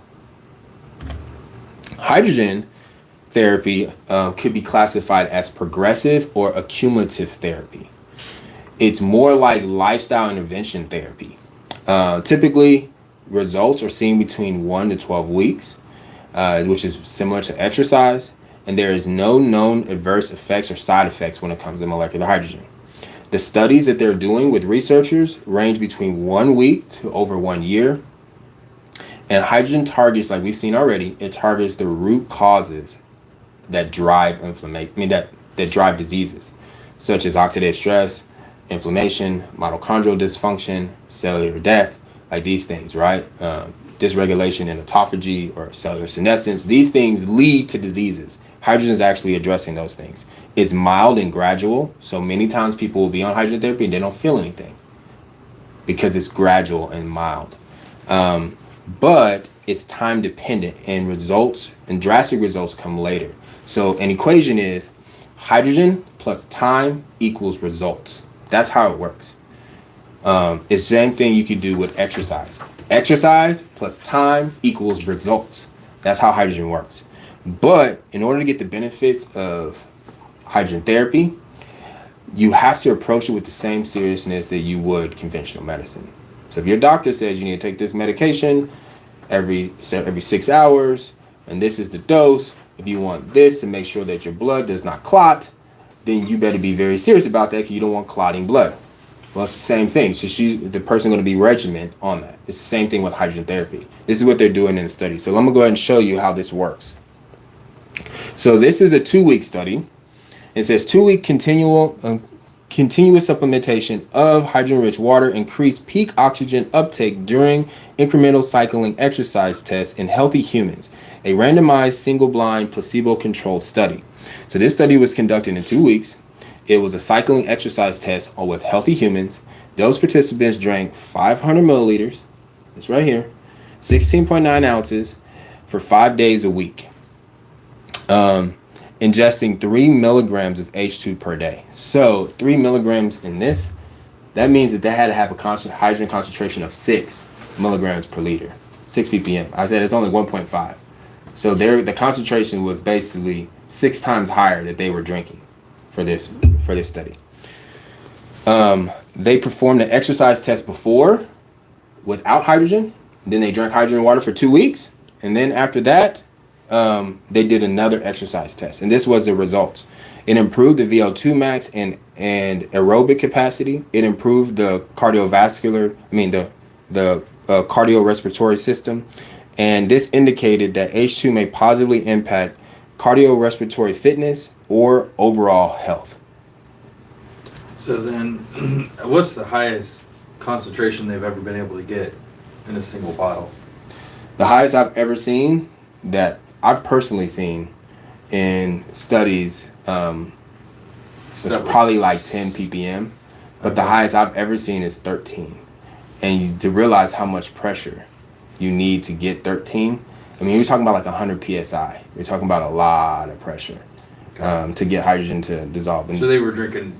They were more drinking than one. They were drinking one of these every day for 5 days a week. Get 6. Yes, 6 ppm. Into that. Yes, actually using this particular product, by the way, with this bottle. So that's what that one is. Okay, so we got another one. 4 weeks. It's a 4-week study. And it's a genetic analysis of the genes hydrogen water regulated in the liver in 4 weeks. And H2 water was consumed daily. And this is what they found. That after 4 weeks, hydrogen regulated more than 1,200 genes in the liver. 548 were upregulated, 695 were downregulated. H2 reduced oxidative stress and increased the antioxidant status of the liver. And H2 regulated genes associated with overall liver health, cholesterol regulation, antioxidant defense, cellular energy production, detoxification, like detoxifying your liver. Hydrogen did that. Optimal liver metabolism and cardiovascular health. So ways, proteins and things in which would from the liver that would benefit the heart and the cardiovascular system. This indicated that H2 improves liver function and may prevent diseases, liver diseases. Here's a 3-month study with rheumatoid arthritis patients. It says consumption of water containing high concentrations of molecular hydrogen reduced oxidative stress and disease activity in patients with rheumatoid arthritis, an open label pilot study.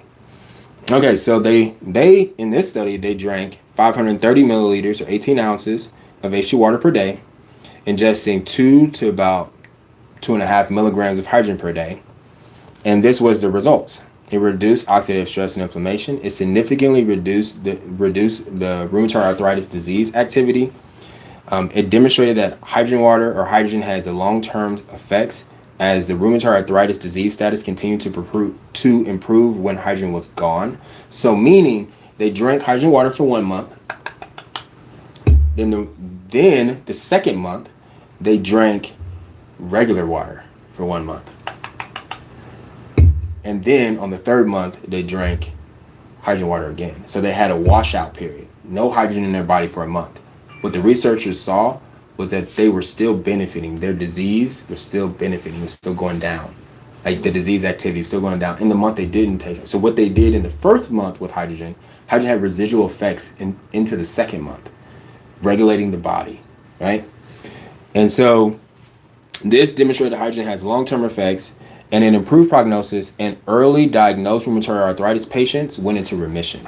So those who were diagnosed within the first 12 months, within the first year, went into remission in this study.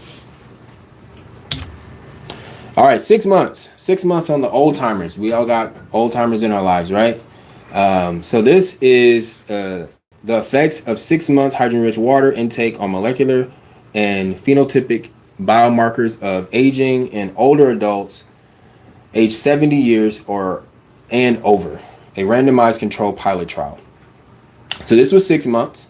They drank 500 milliliters of H2 water per day. So I want you guys to keep hearing me. All these examples is literally 16 ounces. This is not them drinking a gallon. This is 16 ounces. Like, it's not very much you have to do, right? But they ingested 3 to 5 milligrams. So they also had a very high concentration of hydrogen in the water. It improved the markers such as longer DNA telomeres. I just talked about that. It increased these older people's telomeres in their cells.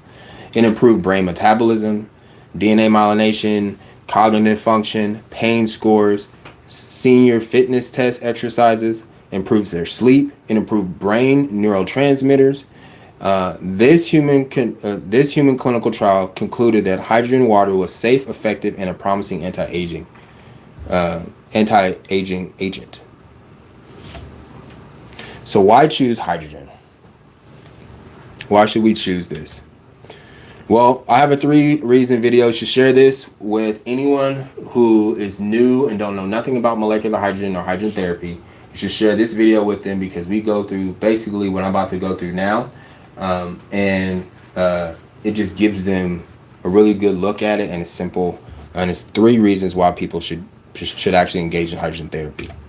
So the first one is the benefits.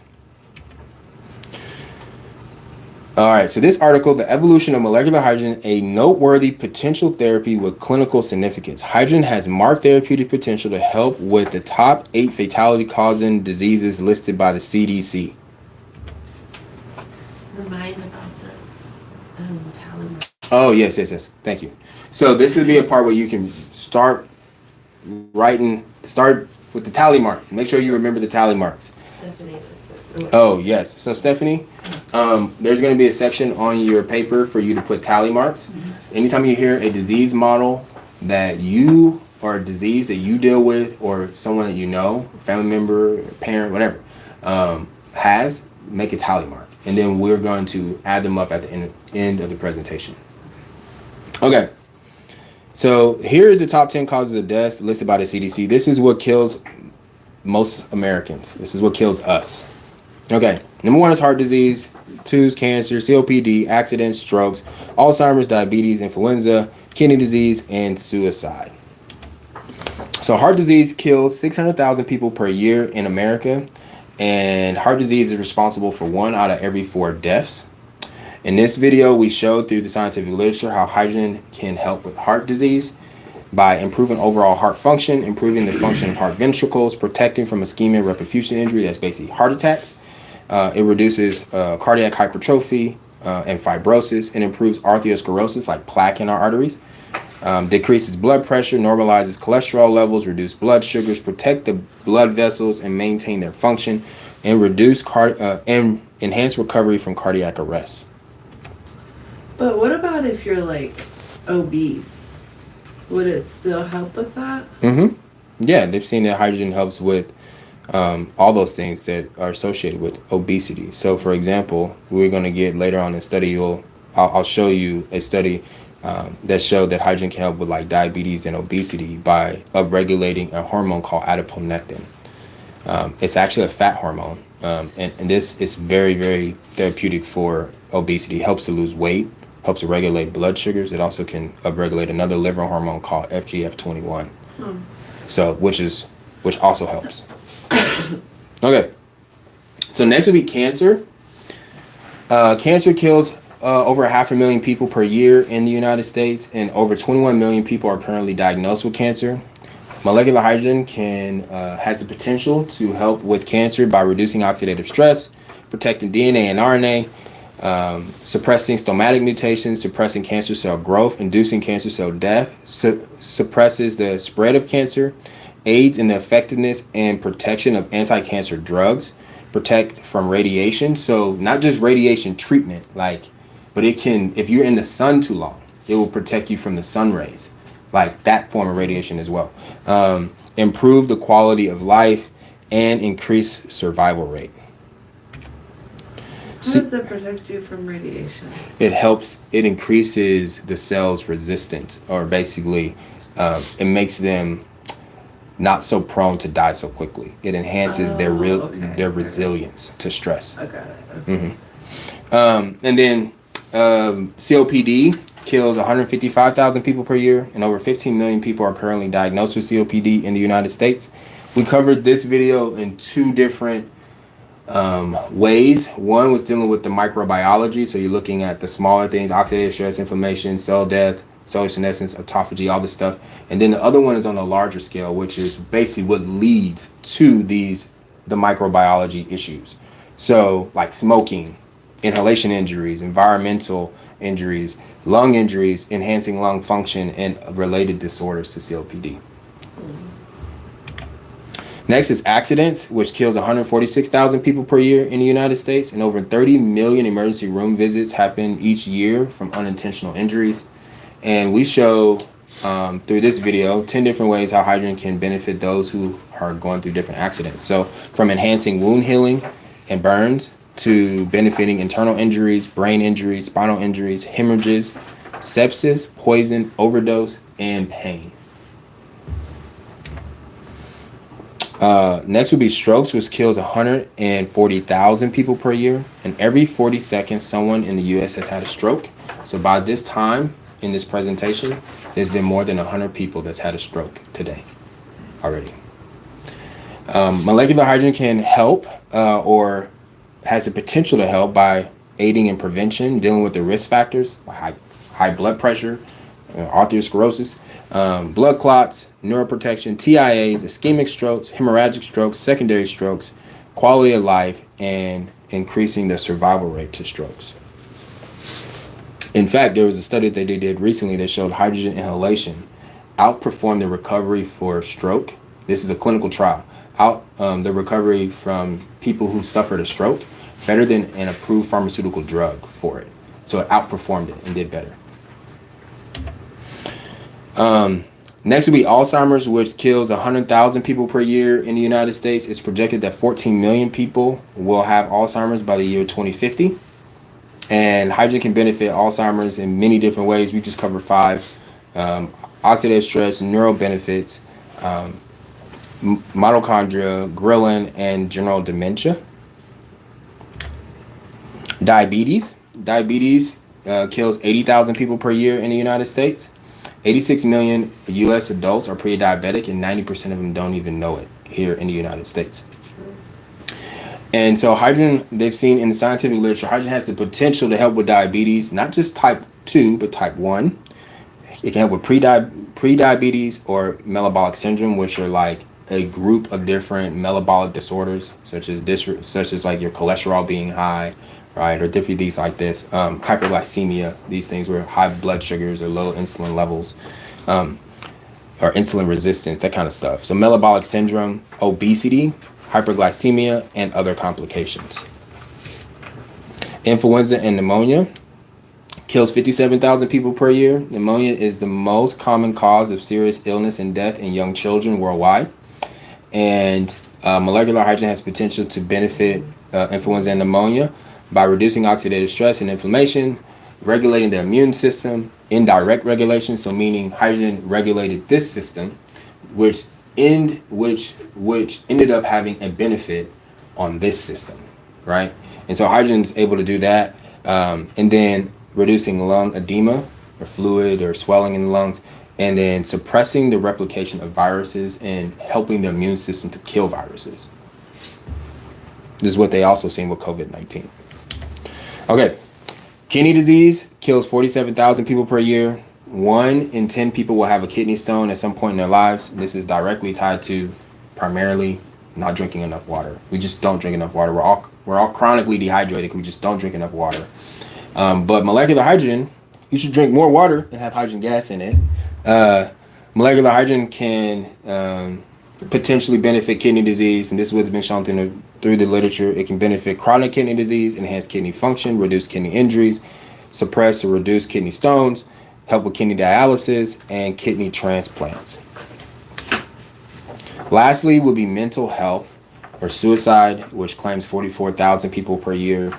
90% of people who die by suicide have a diagnosable mental disorder. And there is a lot of research here too within the scientific research for molecular hydrogen benefiting our brains or our mental or cognitive faculties, mental health. It can do this by reducing oxidative stress and neuroinflammation. They've shown hydrogen has antidepressant effects, anti-anxiety effects, and can benefit bipolar, schizophrenia, and just everyday stress that leads to mental health issues. These are all numbers in America? Yeah, these are numbers in America. Okay. Yeah, these are American numbers. Yeah, they'd be way bigger if there was world numbers. Yeah, that's Okay. Current progress in molecular hydrogen medication. Protective and therapeutic use of hydrogen against different disease scenarios. The curative ability of H2 has currently been reported in more than 170 various human and animal disease models. So it helps with a lot. All right. So hydrogen for prevention. So I just spent a lot of time talking about how hydrogen can help the sick. But there's a lot of people that are not sick, and hydrogen can help the healthy. And that's what we wanted to show in this video, because in the scientific literature, there are many different studies that talk about hydrogen as a potential treatment for different diseases. But what's spoken of even more so is hydrogen's ability to prevent diseases, which is better. Like my first point, prevention is better than treatment. It's better to prevent diabetes than actually trying to treat diabetes. It's better to prevent cancer than it is to try to treat cancer. So if you can prevent, let's do it, right? And in this video, we cover that. Prevention is better than treatment. H2 may benefit the healthy, not just the sick. H2 is a novel preventative agent. And H2 may prevent many diseases, including pre-symptomatic diseases via reduction of oxidative stress and inflammation systemically. So a pre-symptomatic disease is a disease that's developing in your body and you don't know it. So for instance, it'd be like diabetes. People could be developing diabetes for 10 years before they actually get to the place where they're full-blown diabetic. The body is in a diabetic state. It's pre-symptomatic. You don't know what's happening in you. And so this is what this is talking about. So this is an awesome research article. You should all go read it. People online should read it. In here, you guys should read it. But anyway, the title of it is Molecular Hydrogen as a Novel Protective Agent Against Pre-Symptomatic Diseases. So I'm going to read this quote. This quote is pretty amazing. So it says, "It is important to remember that if both kidney disease and hepatitis were to be developing within a patient, it is impossible for H2 to prevent inflammation in the kidneys without doing the same in the liver." Oop, wrong direction. That is the key property that distinguishes H2 from modern therapeutic measures or modern conventional medicine is the indiscriminate nature and ability for the molecule to act as a protective agent against pre-symptomatic diseases in various areas of the body without the intention of it doing so. So in other words, they give hydrogen. Let's say you have chronic kidney disease, right? Or you're developing that, or you're getting close to it. You give hydrogen for that, it's going to be equally preventing Alzheimer's. It can't help but do so. Like, that's just how it works. Like, it's not this one-to-one type thing. You have a medication that's only going to affect, reducing blood sugar or something. I'm just going to give you insulin, and it's going to do this. No, this is what it's saying. Hydrogen doesn't intend to do this, but just how it works is going to prevent inflammation and stuff in your brain as it would regulate things in your kidneys. Which is the machine gun effect. Right. Exactly. Okay, this means that even if symptoms of pre-symptomatic diseases are not apparent, the simple act of inhaling H2 could prevent all, I'm going to say that again, could prevent all pre-symptomatic diseases before common treatment methods need to be applied. Limitations exist today with modern medications and treatment methods against pre-symptomatic diseases. Even exercise, which is essential in the maintenance of human health, cannot suppress the chronic inflammation at the root of such diseases. As such, H2 paves the way as a novel preventative agent that can be used universally to avoid the development of chronic inflammation and, more broadly, pre-symptomatic diseases. All right, so hydrogen on your brain. We actually did a series. We wanted to show how hydrogen can benefit the brain, and then I started grabbing data and information, and then before I knew it, it's like, dude, I got way too much info, and so I can't just make one video because it'd been like a documentary. It'd be like an hour and a half long, right? So we ended up breaking this into 4 videos because we had so much. So general brain health. Hydrogen can help with general brain health by protecting, enhancing, or improving the blood-brain barrier, by reducing oxidative stress, by reducing neuroinflammation, and by having neuroprotective effects. Brain damage and injuries. Hydrogen has been shown throughout the scientific literature to have the potential to help with traumatic brain injuries, sepsis, concussions, non-traumatic brain injuries, stroke, drug-induced brain injuries, such as things you can get from like meth or even pharmaceuticals, and hypoxic brain injuries that come from a lack of oxygen. Brain disorders. So we went through and showed how these are the most common brain disorders. And hydrogen, there's studies showing that hydrogen has the potential to benefit all of these. ALS, Alzheimer's, aneurysms, autism, cerebral palsy, epilepsy, headaches, multiple sclerosis, Parkinson's disease, and brain tumors. There was one article that showed that a lady who was breathing hydrogen gas had brain tumor, and she breathed for 4 hours a day for, it was a year. The brain tumor disappeared. Disappeared, the brain tumor. Lastly is cognitive function. I went hard in the paint on this. This one was a doozy, and it's still a lot, and I'm sorry we try to make the complex simple, but there was no making this simple. Our cognitive faculties and how we work is very complex, but I wanted to show how hydrogen can help with every aspect of cognition. And so it does this by benefiting the hippocampus, the cerebellum, the prefrontal cortex, the amygdala, reduces oxidative stress and neuroinflammation, can regulate microglia, which is like an immune cell, It can help with synaptic loss, synaptic plasticity, astrogliosis, which is a type of cell that's in our central nervous system that can get out of hand. Anyway, neurotransmitters such as glutamate, dopamine, acetylcholine, serotonin, histamine, GABA. I don't even have GABA on there. It's shown to be beneficial for cognitive impairment. It helps with behavior, learning, memory, enhances brain function, and helps with being mentally alert. They actually have a study where they showed the difference between they use hydrogen water and caffeine, and they compared the two and which one actually have help with mental alertness better, and hydrogen outperformed. So it's pretty cool. Man, you don't even need to be drinking. Yeah, need to drink your hydrogen water in the morning and get you stimulated. Coffee. Yeah. Hydrogen coffee. Get your hydrogen coffee. There you go. Yeah, doing both. Yes, hydrogen-rich water for improvement of mood, anxiety, amniotic, I can't say it right, nerve function in daily life. Even in healthy individuals, age, job stress, and cognitive load over several hours also induces increased oxidative stress. The results of this study suggest that hydrogen may be effective for reducing accumulative oxidative stress in the brain in daily life. All right, athletic performance.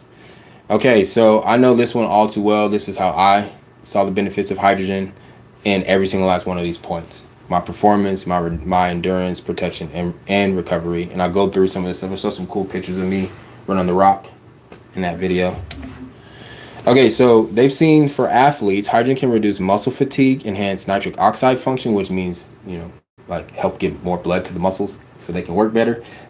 Improve cognitive function while even under stress, reduce lactate levels or lactic acid. You get the burn. That kind of thing, support energy production, and it does not interfere with reactive signaling molecules useful for exercise adaptation. So I talked about earlier. It does not neutralize the guys you need to get better, right, from exercise. Endurance, it prevents metabolic acidosis associated with exercise, promoting increased muscular endurance, and improves VO2 max. It helps to maintain peak power output throughout exercise. It improved blood flow and microcirculation. It had cardioprotective effects and improved the cardiovascular function or system. It improved post-exercise heart rate, and it stimulates energy metabolism, helping to prevent weight gain and improve weight loss through a liver hormone called FGF21. Protection, it helps to reduce excessive oxidative and free radical damage from exercise, such as like overtraining. It may prevent micro-injuries or overtraining injuries. It also has no known side effects or cytotoxicity, and it protects DNA, RNA, and helps to maintain homeostasis. Recovery. It supports rapid recovery from post-exercise training. It helps recover from soft tissue injuries, like if you sprain your ankle. It upregulates your body's own antioxidants, like I was mentioned before, which can help to improve recovery. And they've shown that it's been able to help with DOMS, which is delayed onset muscle sore. So you work out, and then you're like, oh, man, I feel all right. My muscles feel weak. But then a day later or 2 days, you're like, dang, I'm sore. Hydrogen can help improve the recovery from DOMS. So it's not be so severe or even not have it that bad at all. Did you make up that word? Which one? DOMS? No. Mm-mm. Not my invention. Molecular hydrogen in sports medicine, new therapeutic perspectives. In particular, hydrogen therapy may be an effective and specific innovative treatment for exercise-induced oxidative stress and sports injury with the potential for improvement of exercise performance. Your immune system. Okay, so we're probably going to have another video too, but this one's great because we touch on one particular way how hydrogen can help our immune system. But as I said earlier, hydrogen looks to be regulating the immune system. So it's more than just this, right? So we're probably going to have another one, but this one's a really good video to give you one particular way to how hydrogen regulates the immune system.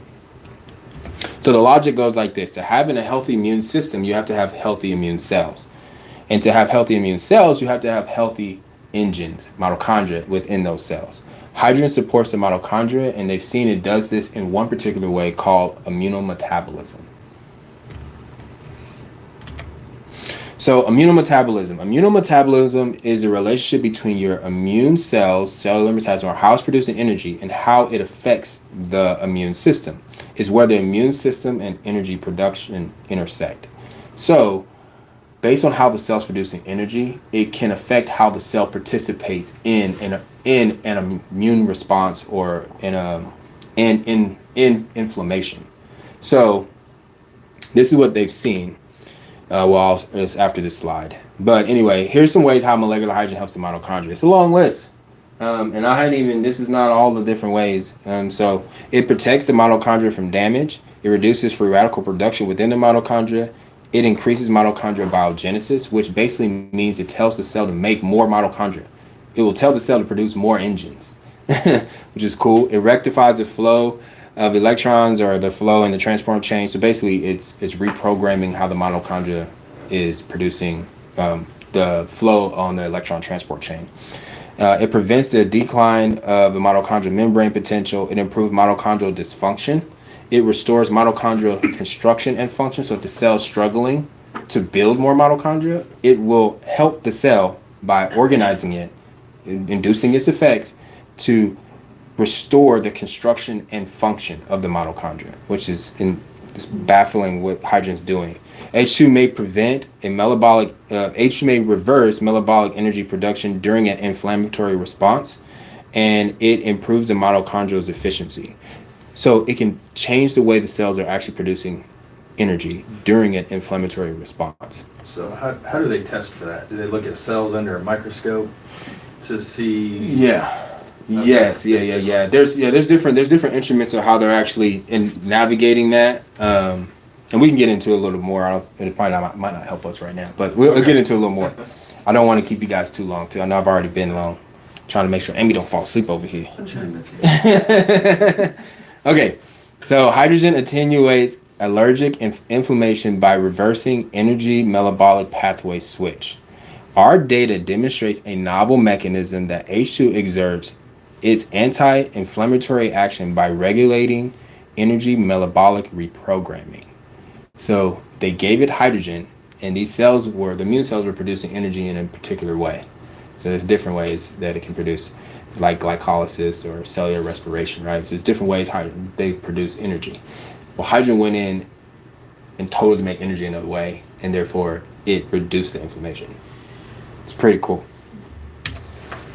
All right, so number one was the benefits, right? So this video is 60 health benefits. We actually summarize all of our health benefits videos in this video, and it has more than 60 health benefits of hydrogen. So if you want somebody to be like, well, I don't know, how many benefits is there to hydrogen? Well, give them this video. This would be the one that you can send them. All right, next, it's easy. This is why you should choose hydrogen, because it's easy. Molecular hydrogen is one thing with multiple benefits for multiple health problems. So, and who can benefit? They've seen so far everybody. Children, elderly, we've seen one with the elderly already. Athletes, chronically ill, generally healthy, pregnant women, animals, plants, and more. I mean, he hadn't even talked about agriculture, but man, it's doing crazy stuff in plants. Helps your plants live longer, and like your produce, like your apples and your bananas and all that stuff, like it's benefiting them. It increases the shelf life on them. Okay, so it's easy to administer. It's not hard to get hydrogen gas. You're either going to drink it or breathe it, and those are two things you're going to do today. You're going to be drinking something or you're going to be breathing. If you don't have either one of those, you die. And so hydrogen can fit right into the things we're doing already. Okay, oxidative stress and pathway of molecular hydrogen's effects in medicine. The pleiotropic effects of molecular hydrogen on various protein molecules and signaling pathways can at least partly explain its almost universal pluripotent therapeutic potential. I mean, it does everything. It does everything. That's what it's saying. Because it can regulate so many different genes. This is probably why it's having this insane vast effect on all these different systems. All right, last thing is hydrogen is safe. So out of the 2,000 plus scientific publications, there has been no cytotoxic effects or cytotoxic byproducts in humans, meaning there's been no cell damaging effects of hydrogen, or even the effects of hydrogen hasn't produced a byproduct that will hurt the cell, which is amazing. In fact, we all have a basal level of hydrogen in our blood at all times, so we're all exposed to hydrogen. Everyone in here, since we've been doing this presentation, you've been producing hydrogen, and you have it in your blood. And if I was able to use a instrument, we could actually test the breath hydrogen that's coming out in your breath. We can actually test your ppms. They've seen that people with Parkinson's disease, there's actually a correlation between hydrogen levels. There actually seems that people with Parkinson's disease or congestive heart failure, they've noticed that these patients have lower hydrogen levels than other people, and it might be a cause, like a causal target to Parkinson's disease, because they didn't have their type of hydrogen levels to get to the substantia nigra in the brain, which basically is where you produce dopamine and where it produces Parkinson's disease. So it's a big deal. We produce hydrogen gas and it helps us, and we do it all the time. In fact, they've seen that we can produce up to 12 liters of hydrogen gas per day with a good diet containing fruits and vegetables and fiber-rich food. This is due to the production of H2 of our gut flora, H2 from our gut flora. So our bacteria will break down fibers, and as a byproduct, they're going to produce a lot of hydrogen gas. Well, they've seen about 14% of that hydrogen gas gets into your blood, which forms your blood levels of hydrogen. So you're always exposed to it. But when you eat fruits and vegetables, it elevates those blood levels higher than what you normally are doing. And they've actually seen that it's probably one of the benefits of fibers in eating fruits and vegetables. It's not just because they got rich in like vitamins and polyphenol, antioxidants, and all this stuff. It's because you produce hydrogen gas. We actually talk about this with the secret benefit of fiber. So I go through this video and I show articles like I've been reading today, them talking about this particular thing. They've seen where they take hydrogen and it protects the liver and it does all this stuff. It'll kick when you eat fiber, it kicks up the hydrogen levels, and then you get all these extra benefits. Also, H2 has been used to ameliorate decompression sickness and deep sea diving since 1945, and they've used crazy high levels. I mean, all the way up to 98.87% H2 to 1.26% O2 at 19.1 ATM. So basically, you know our atmospheric pressure right now, right? We're sitting at 1 ATM, and it's 14.7 pounds per square inch. That's the air pressure right now, right? Times that by 19. And then they pumped 98% hydrogen into people. And it had no adverse or cytotoxic effects at those crazy levels. And our U.S. military has been using H2 for deep sea diving since the 60s. Mm-hmm. Clinical effects of hydrogen administration from animals and human diseases to exercise medicine. I actually have a colleague that I just did, Robert. He's a researcher who's actually part of this publication. I just did an interview with Robert on my YouTube channel, so it's pretty cool. Everyone should check it out. Everyone on live, you should check it out. This quote says, "There are no safety issues with hydrogen. It has been used for years in gas mixtures for deep diving and in numerous clinical trials without adverse events, and there are no warnings in the literature of its toxicity or long-term exposure." All right, so this is what I've been explaining is hydrogen. It's called hydrogen safety profile. I talk about this video. I talk about all this stuff in this video and show how hydrogen is natural. It's not foreign. It's safe to us. You can. It's almost as safe as breathing, basically. So you don't have to worry about if it's gonna hurt you. It's already in us. Yeah, it's already in you. It's naturally in you. All right, bonus facts, real quick. We're gonna go through these rapid fire. Hydrogen may improve obesity by regulating a fat hormone called adiponectin. Amy, that's who I was talking about, that study. You know what I'm saying? Regulates adiponectin. It did a whole bunch of stuff in here, but that was one way that it did. Hydrogen may improve the environment and composition of your gut flora, therefore having additional benefits to your body. So it can regulate the composition of the bacteria in your gut. So bad bacteria, it will suppress and decrease, and good bacteria, it will tell them to make more, and it'll be more of those. So therefore you get benefits. Hydrogen may improve tear secretion, helping to prevent and improve chronic dry eyes. So if you have dry eyes, they've seen that hydrogen can help with that. All right, so please add up your numbers. Please add up your numbers. While you're doing that, I'm gonna go ahead and just go through the last part. So why H2 minutes? You can give them Why H2 minutes? Yeah, give the numbers to Kayla. Why H2 minutes? H2 is good. Because H2 is good, we need to be able to understand it to get the most from it. So we produce these videos to help everyone understand it. Because if you don't understand it, you won't use it, and if you won't use it, you won't get the benefits. And so this is why we produce all these videos. Number 2, science is hard. I doubt many of you woke up this morning and said, guess what I'm going to do for breakfast? With my breakfast, I'm going to read a medical publication. None of you. None of you are reading medical publications the first thing in the morning. But that's what I end up doing. And so I actually put out the research for you guys, and I break it down so you can understand what hydrogen is doing in these medical publications, and so you can understand what it can possibly do for you. So we have research update videos, and I just go ahead and break a lot of this stuff down. Number 3, people are confused. So we have misconception videos where we clear up the confusion. So whether it's the 5 misconceptions of hydrogen, water, or the Otto Warburg, and cancer can't survive in an alkaline environment, therefore alkaline water is going to benefit you, when that doesn't make sense because alkaline water is not a buffer.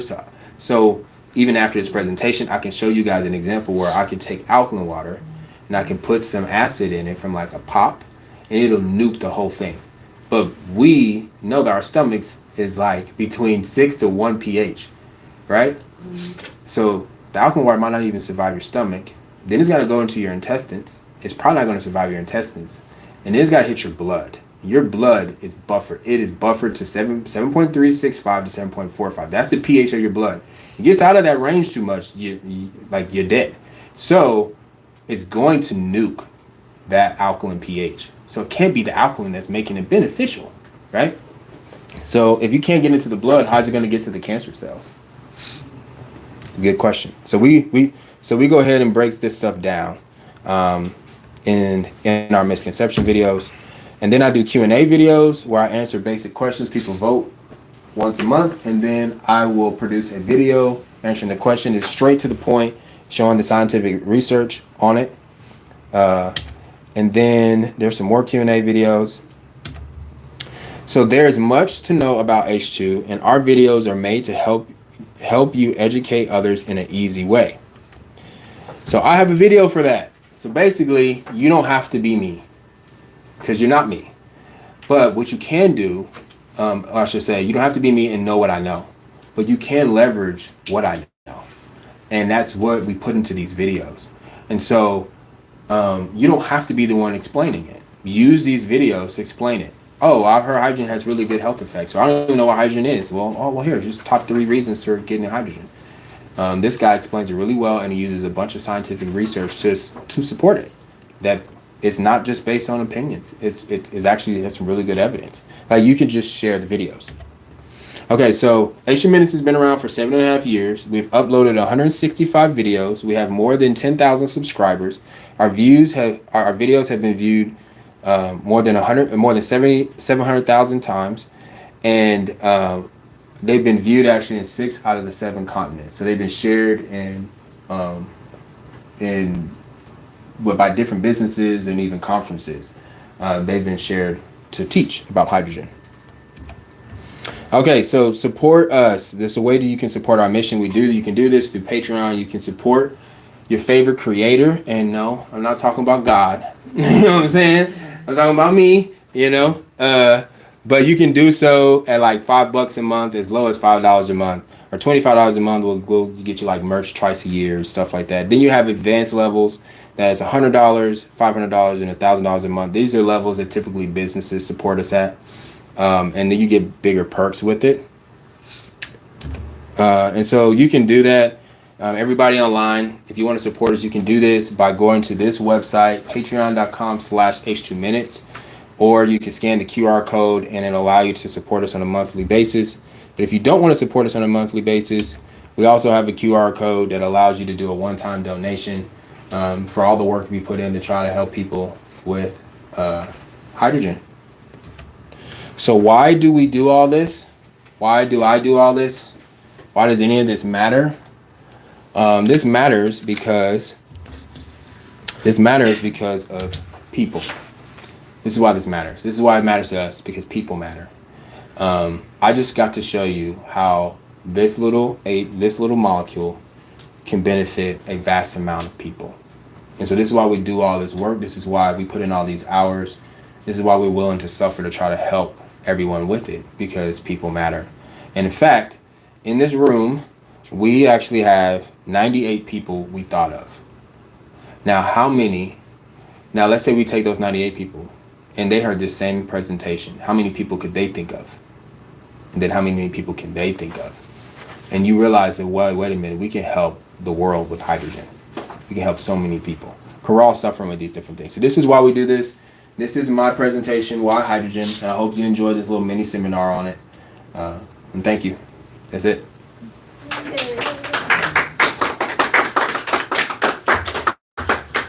Turn back blue. Yep, you know why?